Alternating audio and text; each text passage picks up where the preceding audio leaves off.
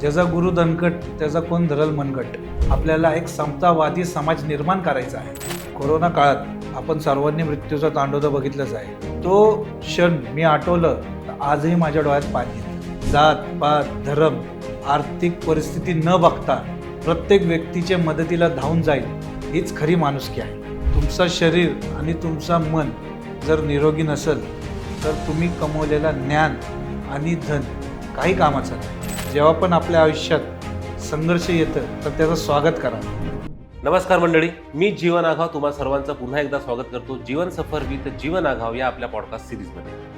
आज आपल्यासोबत गप्पा मारण्यासाठी एक अशी व्यक्ती उपस्थित आहे की ज्या व्यक्तीने वयाच्या 13व्या वर्षी, म्हणजे ज्या वयात आपल्या हातात टीव्हीचं रिमोट असतं किंवा व्हिडिओ गेम्स असतात, अशा वयात त्या व्यक्तीने निर्णय घेतला की माझं भविष्य हे फक्त पुस्तकांमध्ये नाही तर लोकांच्या सेवेमध्ये आहे। लोकसेवेसाठी त्या व्यक्तीने आपलं आयुष्य समर्पित करण्याचा निर्णय वयाच्या 13व्या वर्षी घेतला।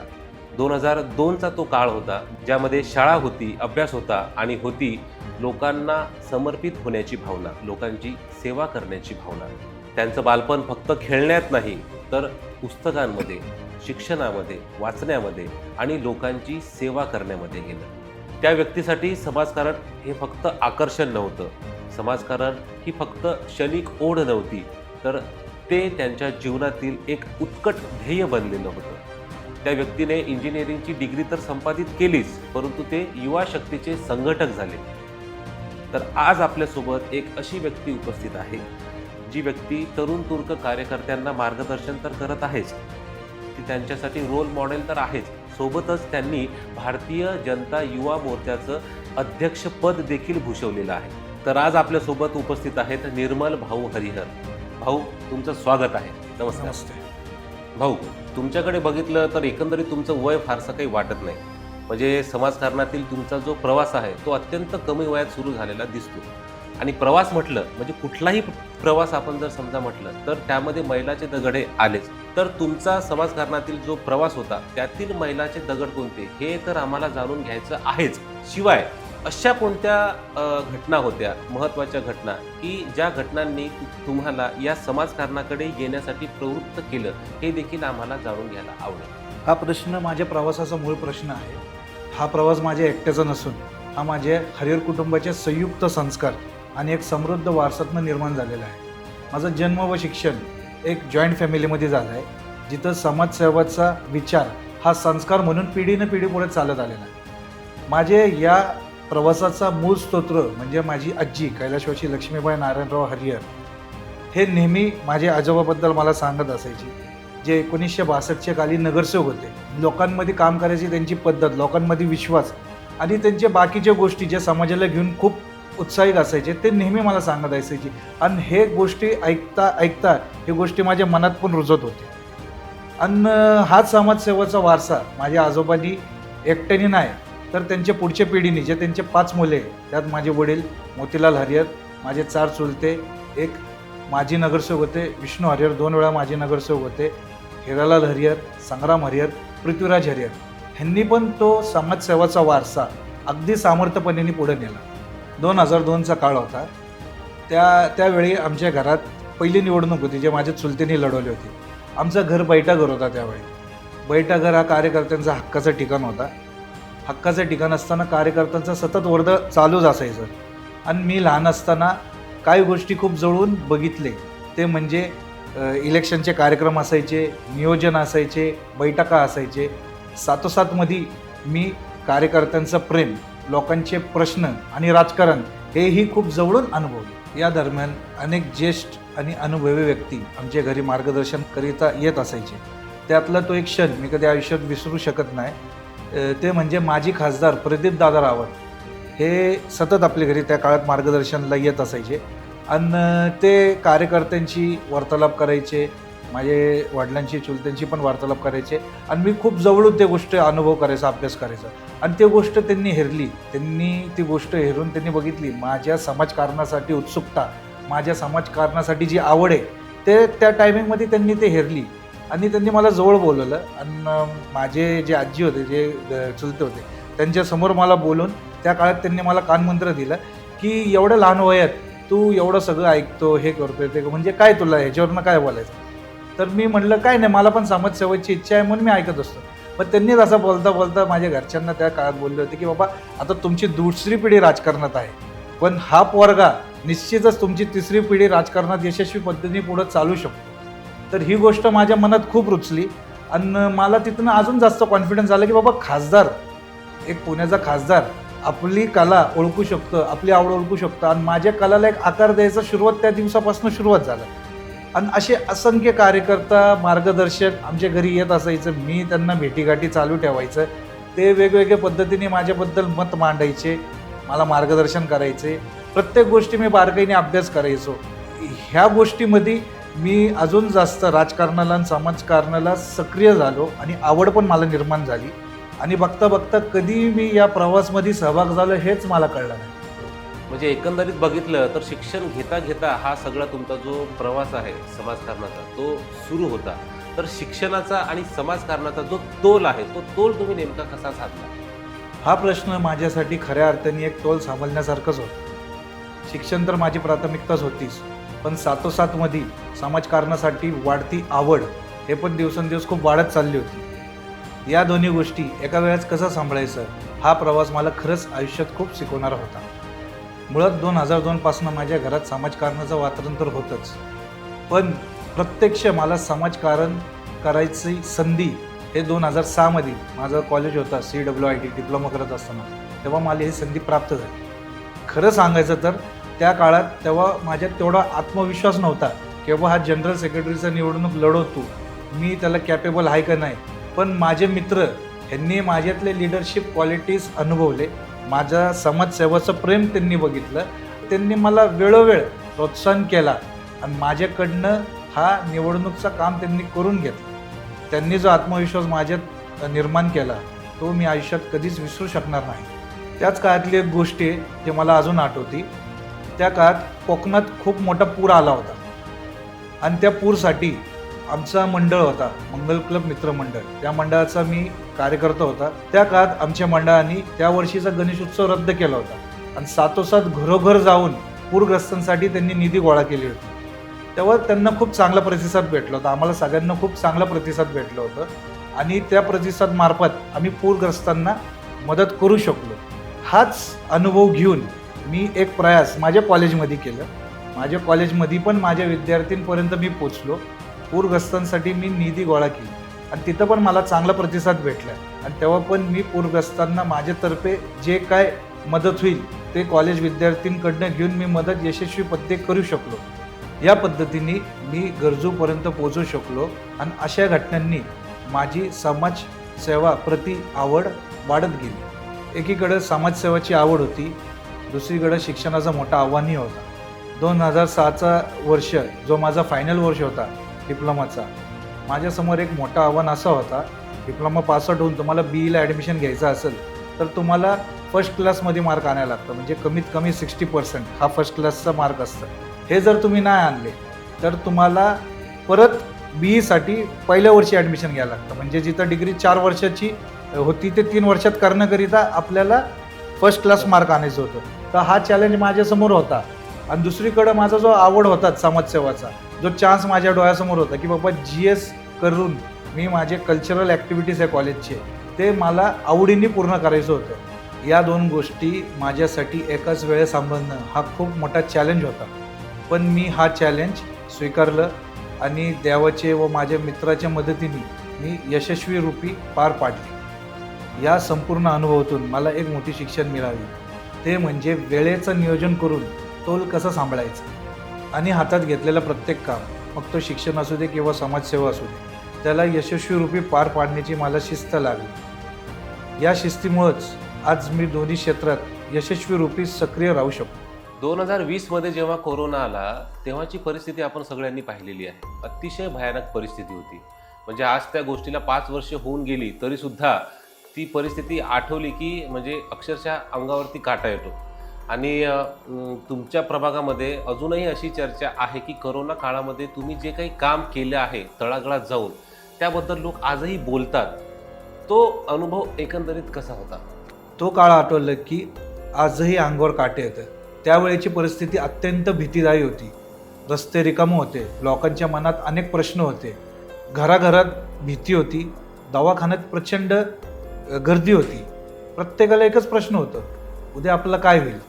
अशा वेळी जेव्हा स्वतःची सावली स्वतःचा साथ देत नव्हती, या परिस्थितीमध्ये माझ्या प्रभागातल्या लोकांना अडचणीत सोडून देणं हे मला शक्यच नव्हतं. आमचा जो प्रभाग आहे तो दाट वस्तीचा आहे आणि कोरोना भारतात जेव्हा सर्वात पहिलं सुरू झाला होता तर पुण्यातनं मला वाटतं सर्वात पहिले आमच्या प्रभागातनं सुरू झाला होता आणि ज्या स्पीडनी तो पसरला होता, लोकांना नक्की कोरोना व्हायरस काय हे कळलं पण नव्हतं. कोरोना व्हायरसच्या माहितीपेक्षा कोरोना व्हायरसची अफवा आणि भीती खूप जास्त पसरली होती. ज्या स्पीडने कोरोना व्हायरस आमच्या भागात पसरलं होतं, प्रशासनाने ते स्पीड बघून पूर्ण जो भाग होता आमचा त्याला मायक्रो कंटेनमेंट झोन घोषित केलं होतं. मायक्रो कंटेनमेंट झोन म्हणजे प्रत्येक रोड प्रत्येक गल्ली त्यांनी सील करून टाकली होती आणि हे वातावरण बघून माझे प्रभागातले लोक अजून जास्त भीतीदायक वातावरणामध्ये गेले होते. अशा वेळेस माझ्या लोकांची अडचण बघून मला माझ्या घरात स्वस्थ बसवत नव्हतं. त्या काळात जेव्हा घरातल्या नातेवाईकांनी किंवा आपल्या सख्यांनी पण रुग्णांना हात लावायला घाबरत होते, तेव्हा मी आणि माझ्या मित्रांनी रुग्णांना दारादारापर्यंत जाऊन मदत करायचं ठरवलं होतं आणि या कामाला आम्हाला खरं बळ, खरं समर्थन भेटलं आमच्या 2 नेत्यांकडनं. एक म्हणजे माननीय मुरलीधर अण्णा मोहोळ, दुसरे हेमंतजी रासने. हे त्या काळातले महापौर आणि स्टँडिंग कमिटी चेअरमॅन होते. ह्यांची काम करायची पद्धत हे 24/7 काम करत असायचे. कोरोनाचे पेशंटला ॲडमिट करण्यासाठी बेड अवेलेबल नव्हते, व्हेंटिलेटरचे बेड्स अवेलेबल नव्हते. रात्री बेरात्री मी माझ्या नेत्यांना कॉल करायचं. इंजेक्शन अवेलेबल नव्हते, रेमडेसिवीरचे इंजेक्शनचा काळा बाजार चालत असायचा. त्या काळा बाजार थांबवण्यासाठी पण माझ्या नेत्यांनी मला योग्य मदत केली. तुम्हाला आठवत असेल, रेमडेसिवीरचा जो काळा बाजार चालायचा, भरपूर मेडिकलमध्ये इंजेक्शन असताना पण ते सहजपणे देत नव्हतं. आम्ही तेव्हा पण युवा मोर्चाच्या वतीने आंदोलनं केली, तो काळा बाजार थांबवला. नागरिकांना स्वस्त दरात किंवा मोफतमध्ये पण आम्ही रेमडेसिवीर सारखे इंजेक्शन घेऊन दिले. त्या काळातल्या महापौर आणि स्टँडिंग कमिटी चेअरमॅनकडनं फॉलोअप घेऊन ससून असू दे, सह्याद्री हॉस्पिटल असू दे, व्हेंटिलेटरचे बेड नागरिकांना, रुग्णांना आम्ही उपलब्ध करून दिलं. तर ही जी लढाई होती, या लढाईमध्ये माननीय मुरलीधर अण्णा मोहोळ आणि हेमंतभाऊ रासने यांच्या सातत्य पाठिंबामुळं मी माझ्या प्रभागातल्या नागरिकांना ऑक्सिजन असू दे, व्हेंटिलेटरचे बेड असू दे, रेमडेसिवीरचे इंजेक्शन असू दे, औषधं असू दे, किट्स असू दे, हे त्यांना मी उपलब्ध करून देऊ शकलो. फक्त वैद्यकीय मदत नाही तर साथोसाथमध्ये पोलीस बांधवांचा ताणही मी बघत होतो. आमचा भाग असंही मायक्रो कंटेनमेंट झोन घोषित झालं होतं. पोलिसांची मॅनपॉवर अक्षरशः कमी पडत होती, कारण ज्या पद्धतीने एरियाला टॅकल करायचं होतं, लॉकडाऊन पाळायचं होतं, पोलीस बळ खूप कमी पडत होते. पोलीस मला आठवतं 48 तास तेव्हा काम करत होते. त्या काळात मी आणि माझे मित्रपरिवार, जवळपास 50-60 आम्ही मित्रपरिवार होतो, हे ॲज अ कोरोना वॉरियर किंवा पोलीस मित्र म्हणून आम्ही त्यांच्या साथोसाथ खांद्याला खांदा लावून काम केलं आणि नागरिकांचे प्रश्न पोलिसांना पण बळ दिलं आणि वैद्यकीय प्रश्नही सोडवायचा आम्ही भरपूर प्रयत्न केले. थोडक्यात सांगायचं तर कोरोना काळात आम्ही सत्तेचा नाही, आम्ही सेवेचा विचार केला. या काळात माझ्या प्रभागातल्या लोकांचे मला अश्रू पुसता आलं व जीव वाचवण्याचं पण संधी भेटले. हे जे संधी मला प्राप्त झाली, ह्याच्यानं मला जे समाधान प्राप्त झालं, मी ह्याचा खूप खूप ऋणी आहे. अर्थातच म्हणजे कोरोना काळामध्ये तुम्ही लोकांसाठी जे काम केलेलं आहे त्याचं समाधान एक वेगळंच असतं.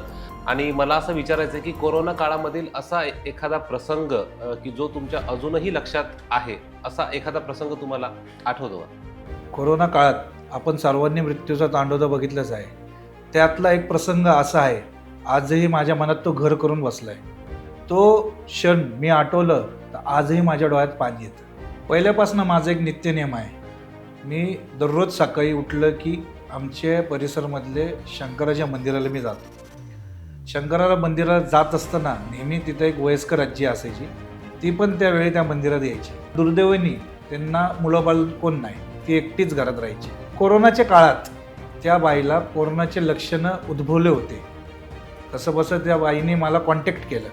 वातावरण एवढं भीतीदायक होतं, कोणी मदत करायला अवेलेबल नव्हते. मी कसं बसं धाडस केलं, मी आजींपर्यंत गेलो. एक लिमिटेड डिस्टन्स ठेवून, अंतर ठेवून त्यांच्याशी संपर्क साधला. त्या काळात डॉक्टर तलेकर म्हणून आपले एक डॉक्टर होते, ते हाऊस टू हाऊस येऊन रुग्णांचे सिम्पटम्स चेक करायचे. तर मी त्यांना कॉन्टॅक्ट केलं. ते आले, त्यांनी सगळं चेक केलं. त्यांचे कोरोनाचे सिम्पटम्स दिसत होते. मग त्यांनी मला म्हटले, बाबा असं असं निर्मल, ह्यांना शिफ्ट करायला लागेल, नाहीतर अख्खी बिल्डिंग क्वारंटाईन येईल. कारण तेव्हा कसं कोरोनाचे लक्षण दिसलं, एखादा पॉझिटिव्ह झालं की अख्खी बिल्डिंग क्वारंटाईन करायची. आता मेन धाडसीचा निर्णय असा होता की इथं माणसं पेशंटला हात लावायला घाबरायची. आणि आपण या आजीचं कोणच नाही, घरचे नाही, कोण नाही, आपण ह्याचा निर्णय घेणार कोण. पण ठीक आहे, मी एक प्रयास केला. म्हटलं चला एक धाडस करूया आपण. मग आपण प्रयत्न केले ॲम्ब्युलन्स बोलवायचा. प्रशासनची ॲम्ब्युलन्स पण खूप लिमिटेड होते, ॲम्ब्युलन्स पण भेटत नव्हतं. आणि डॉक्टरनी सांगितलं होतं की ह्यांना भारतीय विद्यापीठ, तेव्हा एकच मेन सेंटर होता. पहिल्या टप्प्यात जो लॉकडाऊन लागलं होता, एकच मेन सेंटर होता भारतीय विद्यापीठ. तिथं पॉझिटिव्ह निगेटिव्हचं हे टेस्ट करायचे आणि तिथंच क्वारंटाईन करायचे. त्यांना तिथपर्यंत नेण्यासाठी भागात ॲम्ब्युलन्स पण अवेलेबल नव्हतं. माझ्या मित्रांकडनं मला एक गोष्ट कळली की भारतीय जैन संघटना ते कोरोनामध्ये चांगली सर्व्हिस करत होते आणि त्यांना मी कॉन्टॅक्ट केलं. त्यांनी मला ॲम्ब्युलन्स उपलब्ध करून दिलं. कसं बसं मी त्यांना ॲम्ब्युलन्समध्ये बसवलं, त्यांना ॲम्ब्युलन्समध्ये पाठवून त्यांच्या मागं टू व्हीलरवर मी तिथपर्यंत गेलो. मग तिथं गेलो भारतीय विद्यापीठला. तिथं काउंटरला जे वातावरण बघितलं, लगभग सगळे पॉझिटिव्ह पेशंट होते, सगळे पॉझिटिव्ह पेशंट. ती मला पण एवढी वाटली होती की बाबा कुठं मला तरी कोरोना नाही होणार. पण शेवटी तिथं जाऊन ते सगळे प्रोसिजर अटेंड करणं गरजेचं होतं. मी गेलो तिथं, फॉर्म भरलं, सगळी प्रोसेस केली. त्यांनी मला अख्खा तो पी किट होता ना, तो पी किट मला दिलं होतं आणि मला म्हटले कमीत कमी 2-2.5 तास वेटिंग आहे. तुम्ही या आजींना एक ठराविक अंतरवर घेऊन 2-2.5 तास थांबा. व्हीलचेअर दिलं, व्हीलचेअरवर त्यांनी त्या आजीला बसवलं आणि मग मी त्या आजीला घेऊन, मला आठवतं अजूनही, मार्च किंवा एप्रिलचा महिना होता, खूप जास्त ऊन होता आणि त्या ह्याच्यात त्यांनी एवढे मोठे ग्लोव्स दिले होते रबरचे. ते रबरचे ग्लोव्स, त्यांचं तो किट, तो मास्क, ते डोक्यावरचा, हे 2-2.5 तास मी भरूनात घालून थांबलं होतं. आणि त्यात माझ्या मनात भीती, बाबा आजी पॉझिटिव्ह निघली तर मी 101% पॉझिटिव्ह निघणार, ही भीती माझ्या मनात होतीच. पण मी म्हटलं जाऊ दे, असं पण आपण उतरले तसं पण उतरले, आपल्याला या आजीची सेवा करायची. मी थांबलो 2-2.5 तास. त्यांची टेस्टिंग झाली. 2 दिवस त्यांना क्वारंटाईन केलं, रिपोर्ट निगेटिव्ह यूजपर्यंत. मी 2 दिवस सातत्याने तिथं फॉलोअप घेतलं आणि जेव्हा 2 दिवसांना आजी निगेटिव्ह आले देवाच्या आशीर्वादाने, तेव्हा मला खूप मोठा समाधान वाटलं की मी या समाजकार्याला किंवा या जनतेसाठी कुठंतरी थोडंफार कामाला आलो. कोरोना काळामध्ये तुम्ही ग्राउंड लेवलवरती उतरून लोकांसाठी काम केलं, परंतु हे सगळं करत असताना स्वतःच्या फॅमिलीचं प्रोटेक्शन तुम्ही कसं केलं? म्हणजे कुटुंबातील लोकांना सुद्धा तुमच्या मार्फत कोरोनाचा संसर्ग होण्याची भीती होतीच, तरीसुद्धा तुम्ही त्यांची काळजी कशा प्रकारे घेतली? या सर्व संघर्षात माझी एक वैयक्तिक लढाई वेगळीच सुरू होती, जे बाहेरच्या लोकांना कोणाला दिसत नव्हती. ते म्हणजे माझ्या कुटुंबात माझा 1-1.5 वर्षाचा मुलगा होता. मी दिवसभर प्रभागातले लोकांसाठी, नागरिकांसाठी काम करायचो, रात्रंदिवस पळायचो.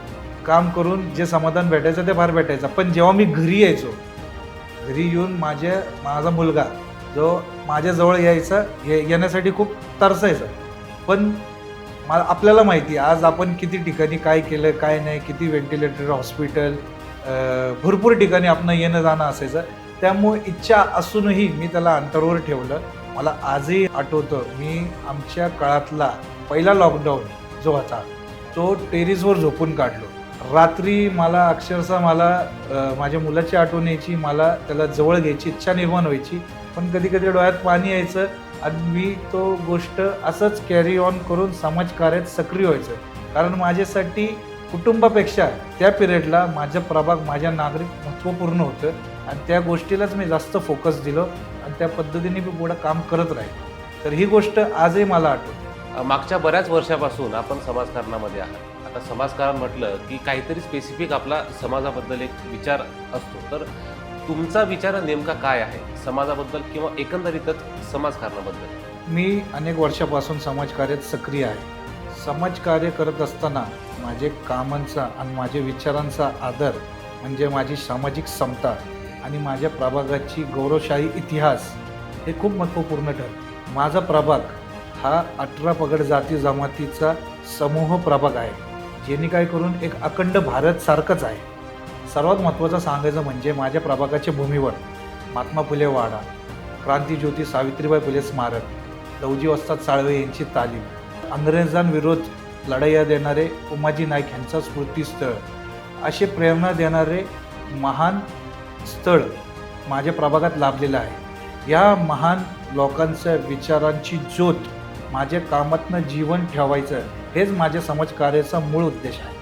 आज आपल्या शासनाचे अनेक उत्कृष्ट योजना आहेत.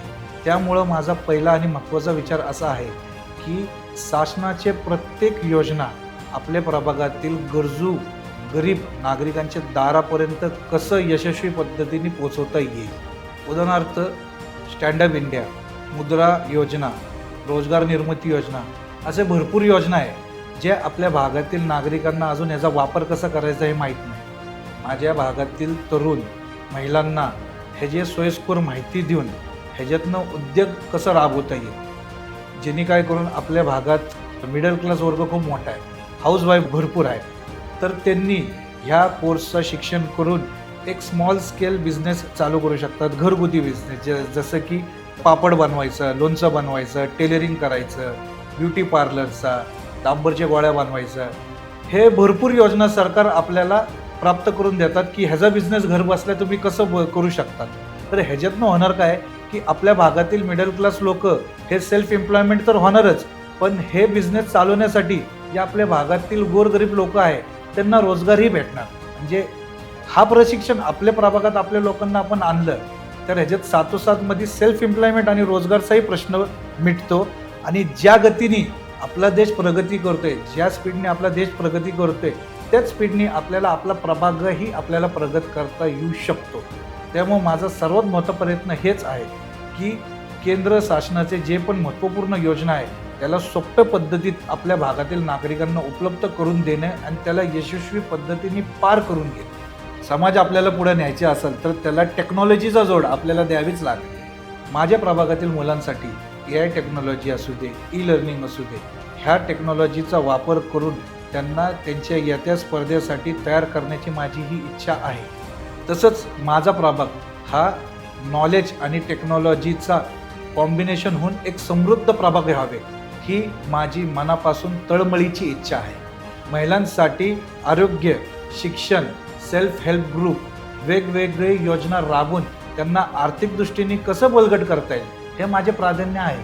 माझा समाज सुखी आणि समृद्ध असावे, माझ्या भागातील ऐतिहासिक मूल्यांची त्यांना जाणीव असावी, भविष्यात ॲडव्हान्स टेक्नॉलॉजीचा वापर त्यांना करता यायला पाहिजे, हा माझा आजचा विचार आहे आणि मी रोज ह्याच्यावरच काम करत असतो. भाऊ, कॉलेजमध्ये असल्यापासून आपण समाजासाठी बरीच कामं केलेली आहेत, तर समाजासाठी आपण आजवर कोणती कोणती कामं नेमकी आहेत केलेली? तसं बघायला गेलं तर त्याचा उत्तर असा एका क्षणात तुम्हाला देता येणार नाही, पण तरी माझ्या हिशोबाने जे मला आत्ता लक्षात आहे किंवा जे मला आता थोडक्यात बोलता येईल मी ते थोडक्यात बोलायचा प्रयत्न करतो. सर्वात प्रथम आमच्या घरात 2007 काळापासून नगरसेवक पद आहे. 2007 पासून 2022पर्यंत नगरसेवक पदाचा जो प्रशासकीय निधी भेटायचा त्या प्रशासकीय निधीचा सातत्याने पाठपुरावा घेऊन जे नागरिक आपल्या भागात यायचे, जे नागरिकांचे तक्रार, त्या तक्रारांचा पाठपुरावा घेऊन, प्रशासनाच्या अधिकाऱ्यांचा पाठपुरावा घेऊन नागरिकांचे अनेक प्रश्न, जसे की दाटवस्ती असल्यामुळं कायम ड्रेनेज लाईनचा प्रश्न असायचा. जिथं 300ची लाईन होती तिथं 450ची लाईन कसं टाकता येईल, 450 mmची लाईन असेल तर 600 mmची लाईन कशी टाकता येईल. मग फुटपाथ दुरुस्ती असेल किंवा रुंदीकरण असेल त्याचा प्रश्न असायचा.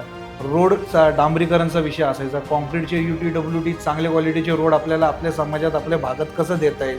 त्याच्या व्यतिरिक्त आपल्या प्रभागात आपण ज्येष्ठ नागरिकांसाठी वाचनालय, पेपर शेड, विद्यार्थ्यांसाठी अभ्यासिका, गार्डन डिपार्टमेंटकडनं आपण निधी उपलब्ध करून चौकात सुशोभीकरण, गार्डनमध्ये पण सुशोभीकरण, इतिहासाचा वारसा येत्या पिढीच्या लक्षात राहण्याकरिता आपण म्युरल स्थापित करणे आपल्या प्रभागाच्या वेगवेगळ्या ठिकाणी, विद्युतची कामं असावे, समाज मंदिर दुरुस्तीची कामं असावे, असे असंख्य कामं जे कॉर्पोरेशनच्या मार्फत सभासदांना भेटायचे त्याचा पाठपुरावा घेऊन तर यशस्वी रूपी आपण राबवलेच. त्याच्या व्यतिरिक्त 2022 नंतर आत्तापर्यंत जे 2025पर्यंत जे प्रशासकीय काळ होता, या प्रशासकीय काळामध्ये सगळ्यात चॅलेंजिंग काम असायचं नागरिकांचे प्रश्न सोडवणे. पण ह्या प्रशासकीय काळामध्ये एक खूप मोठा सपोर्ट म्हणजे आपले आमदार हेमंतभाऊ रासने हे सातत्याने काम करत असायचे. ह्यांनी आमदारकी लढवली आणि ह्यांनी आमदार म्हणून निवडून आले. यांच्या सहकार्यांनी आम्ही प्रशासनमध्ये पण हेमंतभाऊ रासने यांच्या मार्गदर्शनाखाली आम्ही नागरिकांचे भरपूर काम चांगल्या पद्धतीने यशस्वी पद्धतीने पार पाडले. त्याचबरोबर गेल्या 2-2.5 वर्षापासून मी भारतीय जनता पार्टी कसबा युवा मोर्चाचा माजी अध्यक्ष आहे. अध्यक्ष म्हणून आणि आजही युवा मोर्चाचा किंवा पक्षाचा कार्यकर्ता म्हणून अनेक कामं केली. युवा मोर्चा अध्यक्ष असताना समाजासाठी विद्यार्थ्यांसाठी भरपूर आंदोलन केले. त्यातला ड्रिंक अँड ड्राईव्हचं आंदोलन होतं, अँटी ड्रग्स अँटी अल्कोहोलचं आंदोलन होतं, विद्यार्थ्यांच्या हक्काचं आंदोलन होतं. काही विरोधी पक्षातले जाणून बुजून आपले देव असू दे समाजसेवक असू दे त्यांच्या विरोधात चुकीचे टिप्पण्या करायचे, त्यांच्या विरोधात पण आम्ही मोठमोठे आंदोलन केलं. समाजात आपला एक सुरक्षता निर्माण करण्यासाठी युवा मोर्चा तत्पर समाजासाठी कायम उभा होताच आणि ह्याची जाणीव देण्याकरिता आम्ही जास्तीत जास्त युवा मोर्चाच्या माध्यमातून काम केलं. गेल्या विधानसभा निवडणुकीला जे 2024ला पार पडली त्याच्यात जवळपास 7,500 नवीन मतदार नोंदणी झाले होते. नवीन मतदारांचं काय असायचं, 1-2 इलेक्शन आम्ही बघितले होते अगोदरचे, मतदान नोंदणी होतात पण मतदान ते करायचे नाही. त्यामुळे तो एक टास्क आम्ही युवा मोर्चा, मी आणि माझे सगळे सहकारी, युवा मोर्चाचे सगळे सहकारी कसब्यातले, आम्ही सगळ्यांनी तो टास्क हातात घेतलं. जवळपास 7,500 विद्यार्थ्यांची आम्ही यादी काढली. यादी काढून काम वाटून घेतले. विद्यार्थी म्हणजे जे नवीन मतदार आहे त्यांची यादी काढली, कामं वाटून घेतले. प्रत्येक पदाधिकाऱ्यांनी एक ठराविक आकडा वाटून घेतला. नवीन मतदारच्या दारापर्यंत जायचे, त्यांना गुलाबाचं फूल देऊन त्यांना शुभेच्छा द्यायचे की तुम्ही पहिल्यांदा मतदान करता ते म्हणून तुमचं खूप खूप अभिनंदन आणि तुम्ही मतदान करणं का गरजेचं आहे ह्याचं महत्त्व पण आम्ही त्यांना जाणून द्यायचे. थोडक्यात युवकांमध्ये मतदान जागृतीचं काम युवा मोर्चाच्या माध्यमातून आम्ही यशस्वीपणे बरं केला आणि त्याचा रिझल्ट म्हणून युवकांचा मतदानचा टक्केवारी विधानसभेच्या निवडणूकमध्ये चांगलं प्रोग्रेसिव्हपणे दिसून आला. युवा मोर्चामध्ये असताना पक्षाकडून भरपूर कार्यक्रम वरून यायचे. काही असे असायचे, मन की बातचा कार्यक्रम असायचे. जवळपास 50पेक्षा अधिक वेळा आम्ही जास्त संख्याबळाने मन की बातचा कार्यक्रम यशस्वी रूपेने पार पाडला. स्वच्छता अभियान, आता आमदारांनी तर स्वच्छता अभियान कसब्याला कचरामुक्त जवळपास केलंच आहे, पण आमदार यायच्या अगोदर पण त्यांचे मार्गदर्शनाने आपण जवळपास 25-30 वेळा स्वच्छता अभियान यशस्वी रूपी राबवला. प्रभागात केंद्राकडचा हा कार्यक्रम असल्यामुळे मी यशस्वी रूपी त्याला राबवला. त्याच्या व्यतिरिक्त मेरा माती मेरा देश हा अभियान होता, केंद्र सरकारकडनं अभियान राबवण्यात आलं होता. त्या अभियानमध्ये मला पुणे शहराचं सहसंयोजक म्हणून नेमण्यात आलं होतं. त्या अभियानमार्फत मी जवळपास 2,500 ते 3,000 घरांपर्यंत प्रवास केलो. त्यांची माती एकत्रीकरण करून तो कार्यक्रमाला मुख्य रूपात मी यशस्वी रूपी पार पाडू शकलो. तसेच नमोचषक म्हणून कार्यक्रम राज्याकडनं आलं होतं. त्याचे आयोजक आपले आमदार हेमंतभाऊ रासने होते. त्यांचे आयोजन आणि मार्गदर्शनाखाली जवळपास आम्ही कसबा मतदारसंघातले 22,000 ते 23,000 नागरिकांना ऑनलाईन रजिस्ट्रेशन करून घेतलं आणि त्याच्यात त्यांचा त्या खेळांमध्ये त्या स्पोर्ट्समध्ये आम्ही सहभाग करून घेतलं. त्याचा अनुभव खूप एनर्जेटिक आणि खूप आम्हाला उत्साहपूर्वक जाणवला. शिक्षणाच्या बाबतीत भागातले गोरगरजू विद्यार्थी असतात, त्यांना फी परवडत नसते कॉलेजमधली, तर फी आपल्याला कशी कमी करून देता येईल किंवा त्यांना आर्थिक मदत कशी करता येईल. भरपूर विद्यार्थ्यांना त्यांना त्यांचे चॉईसचे कॉलेज पाहिजे होते, तर त्या कॉलेजमध्ये सातत्याने पाठपुरावा घेऊन त्यांना त्यांचे चॉईसचे कॉलेज आपण उपलब्ध करून दिलं. त्यांना अपंग लोकांसाठी व्हीलचेअर वाटपचा सहयोग असेल तर त्याच्यात आपण हातभार लावले. अपंग क्रिकेट टीम असेल, त्यांना निधीची मदत असेल तर त्यांना पण आपण त्यांच्यात पण हातभार लावून आपल्याला जेवढा जास्त आपल्याला सेवा करता येईल तेवढा आपण सेवा करायचा प्रयत्न केला. रक्तदान हा सर्वात श्रेष्ठ दान आहे. आपले पुण्याचे खासदार रक्तदानचा कार्यक्रम फुल उत्साहाने घेत असतात. त्याची सवय आम्हाला पण लागली आहे. दरवर्षी कमीत कमी 250 रक्तदान आपण करून घेतो.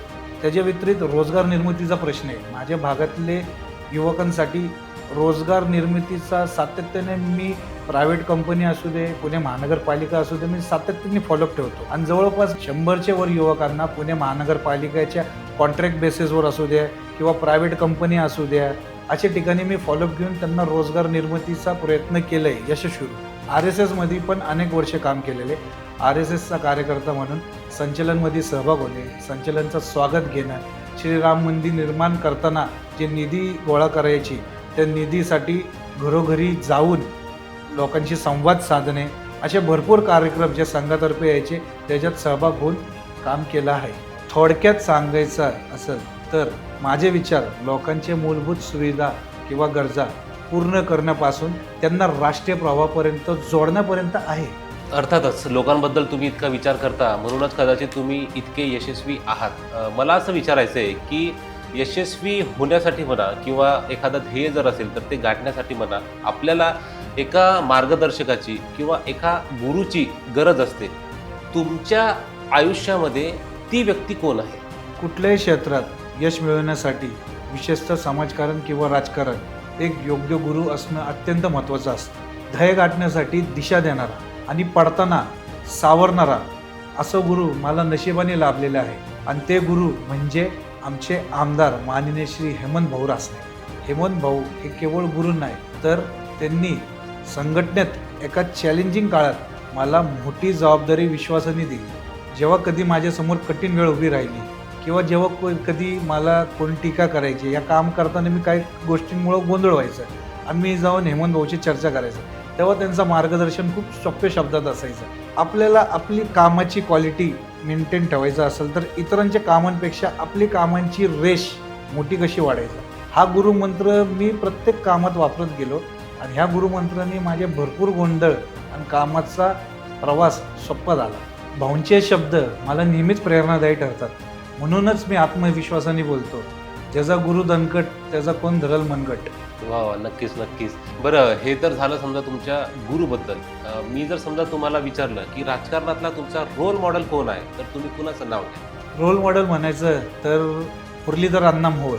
अण्णांचा प्रवास माझ्यासारखे असंख्य युवकांसाठी एक प्रेरणास्त्रोत आहे. त्यांच्या प्रवासातून हे सिद्ध होतं की पक्षाचा एक प्रामाणिक कार्यकर्ता जो बूथ लेवलपासून काम करून खासदार होऊन केंद्रीय राज्यमंत्रीपर्यंत जाऊ शकतो. आणि हा प्रवास आमच्यासारखे असंख्य युवकांना प्रेरणा देतं की प्रामाणिकताने संघटनेत काम केलं तर तुम्ही त्या उंचीपर्यंत पोहोचू शकतात. राजकारण म्हटलं की निवडणूक आलीच आणि निवडणूक हा खूप म्हणजे महत्त्वाचा विषय असतो. मला असं विचारायचं आहे की तुमच्या राजकीय कारकिर्दीमधील कुठली अशी निवडणूक आहे जी तुमच्या हृदयाच्या खूप जवळ आहे? तसे मी माझे राजकारणी काळात भरपूर निवडणूक जवळून बघितली. फार 2002पासनं, जसं आपलं अगोदर बोलणं आलं, 2002पासनं मी प्रत्येक निवडणूक जवळून अनुभवले. पण सगळ्यात इंटरेस्टिंग आणि सगळ्यात शिकवणारा निवडणूक जो आहे, जो आत्ता लेटेस्ट झालेला कसबा विधानसभाचा निवडणूक 2024, त्या निवडणूकमध्ये मला एवढं शिकायला भेटलं आणि हा माझा नशीबच होता जेणे काय करून की मी या निवडणूकचा भाग असू शकलो. कारण या निवडणूकचा मुख्य भूमिका अशी होती की 1.5 वर्ष अगोदर पोटनिवडणूक झाली होती आमच्या भागात आणि आमचे हेमंत भाऊ काही थोडेशा मतांनी पराभव झाले होते. पण हेमंत भाऊ त्या काळात थोडंसंही न खचता दुसऱ्या दिवशीपासनं कामाला लागले. आणि काम फक्त असं नाही की बाबा आपण कुठं कमी पडलं, कुठं चुकलं ते दुरुस्त करणं. काम 0 लेवलपासनं असं काम त्यांनी नाही चालू केलं बाबा मी इथनं पडलो तिथनं नाही, अख्खं काम त्यांनी 0 लेवलपासून बांधलं. कारण एक परिस्थिती कसब्यात अशी निर्माण झाली होती की कसबाची संघटना विस्कळीत झाली होती. 0पासनं कसब्याची बांधील परत हेमंत भाऊंनी केली. ह्याच्या अगोदर गिरीश बापट साहेबांनी तर बांधील केली होती, त्यांना मुक्ताताईंनी पण बांधील करून ठेवली होती. पण अनाकस्मित कारणामुळं कसब्याची संघटना विस्कळीत झाली होती. तर हेमंत भाऊ रासनेंना आमदार म्हणून तर निवडून यायचंच होतं, पण साथोसाथ कसब्याची संघटन परत एकत्रीकरण करणं हा खूप मोठा चॅलेंज होता. आणि मी खूप जवळून त्यांच्याबरोबर 1.5-2 वर्ष या निवडणूकमध्ये काम केलं. त्यांचे जे लिडरशिप क्वालिटीज आहे मी खूप जवळून अनुभव केला. अजिबात कोणाला कमेंट न देता, कोणाचा निगेटिव्हिटी न स्वीकारता आपले कामाला फुल फोकस, सेल्फ कंट्रोल ठेवतं. डे बाय डे प्रगती कसं करायचं, डे बाय डे जनतेच्या टचमध्ये यायचं कसं, हा संघटन 0पासनं बांधायचं कसं, सगळे पदाधिकाऱ्यांना सगळे कार्यकर्त्यांना विश्वासात घ्यायचं कसं, एक सामान्य कार्यकर्ता म्हणून house to house, mandal to mandal ज्या पद्धतीने त्यांनी प्रवास केलं आणि डे बाय डे ते कॉन्फिडन्स बिल्ड करत होते आणि त्यांच्याबरोबर आमच्यातला पण कॉन्फिडन्स साथोसाथमध्ये जे बिल्ड करत होतं तो खूप सुंदर प्रवास होता. आणि त्या प्रवासाचा कन्क्लुजन आणि निकाल म्हणजे असं जेव्हा हेमंत भाऊ आमदार म्हणून निवडून आले, ते फक्त निवडलेले आमदार नव्हते, ते एक कमबॅक आमदार होते. आणि तो जो कमबॅक आमदारची छबी आमच्यासारखे असंख्य युवकांच्या मनात बसली, ते सदैव भविष्यात आम्हाला भरपूर कामाला आहे. भाऊ, तुमच्याकडे बघितलं तर एक गोष्ट लक्षात येते की खूप कमी वयामध्ये राजकारणातला आणि समाजकारणातला प्रचंड अनुभव तुमच्या पाठीशी आहे. आजची तरुण पिढी जी राजकारणामध्ये समाजकारणामध्ये येऊ इच्छिते, त्या तरुण पिढीला तुम्ही काय संदेश द्याल? आजचा हा तरुण वर्ग हा आपल्या देशाचं भविष्य आहे. ह्या तरुण पिढीला माझ्यातर्फे एकच संदेश आहे, ते म्हणजे जागरूकता, समर्पण आणि सामाजिक बांधिलकी. सर्वप्रथम मी सांगेल की शिक्षणाला सर्वोच्च प्राधान्य द्या. थोडक्यात म्हणजे नॉलेज इज पॉवर. आपल्यासमोर जिता जागता उदाहरण डॉक्टर बाबासाहेब आंबेडकर, क्रांतिज्योती सावित्रीबाई फुले यांनी शिक्षणाच्या बलावर समाजाला नवीन दिशा दिली. तर माझा युवकांना एकच सांगायचं आहे, त्यांचे आदर्श आपल्या डोळ्यासमोर ठेवून ज्ञान मिळवा आणि सतत शिकत राहावं. दुसरा महत्त्वाचा मुद्दा म्हणजे हेल्थ इज वेल्थ. तुमचं शरीर आणि तुमचं मन जर निरोगी नसेल तर तुम्ही कमवलेला ज्ञान आणि धन काही कामाचं नाही. सर्वप्रथम जीवनातील संघर्षाला आणि अडथळ्यांना कधी घाबरू नका. जेव्हा पण आपल्या आयुष्यात संघर्ष येतं तर त्याचं स्वागत करा, कारण संघर्ष हा एक असा क्षण असतं ज्याच्यातनं तुम्हाला प्रगत व्हायची संधी असते. भरपूर टायमिंगला असं होतं, काही लोक संघर्ष करायला घाबरतात कारण त्याच्यात पराभव व्हायचे चान्सेस असतात. ठीक आहे, माणूस पराभव होतो, पण पराभवातनं जे शिकायला भेटतं ते नक्कीच आपल्याला प्रगत करतं. आणि सर्वात मोठा संदेश जो माझ्या अनुभवाने मला मिळालेला आहे, ते म्हणजे सामाजिक जबाबदारी. जसे आपल्या प्रभागाचं नाव आहे समताभूमी, त्या नावाला समर्पित होऊन आपल्याला एक समतावादी समाज निर्माण करायचा आहे, जी अडचणीच्या वेळेस जात पात धर्म आर्थिक परिस्थिती न बघता प्रत्येक व्यक्तीच्या मदतीला धावून जाईल. हीच खरी माणुसकी आहे. नक्कीच भाऊ, तुम्ही जे काही माणुसकीबद्दल सांगितलं, मला असं वाटतं की ते अत्यंत समर्पक आहे. आणि तुम्ही तुमचा राजकारणातला समाजकारणातला जो काही अनुभव आमच्यासोबत इथे शेअर केला, मला असं वाटतं जे काही प्रेक्षक, जे काही तरुणाई आपला हा पॉडकास्ट बघत असेल, त्यातून बरंच त्यांना शिकायला तिथे मिळणार आहे. तर मी प्रेक्षकांना असं म्हणेल की तुम्हाला हा पॉडकास्ट कसा वाटला नक्की कळवा. आणि जी आता निवडणूक येणार आहे त्याबद्दल तुम्हाला शुभेच्छा. धन्यवाद.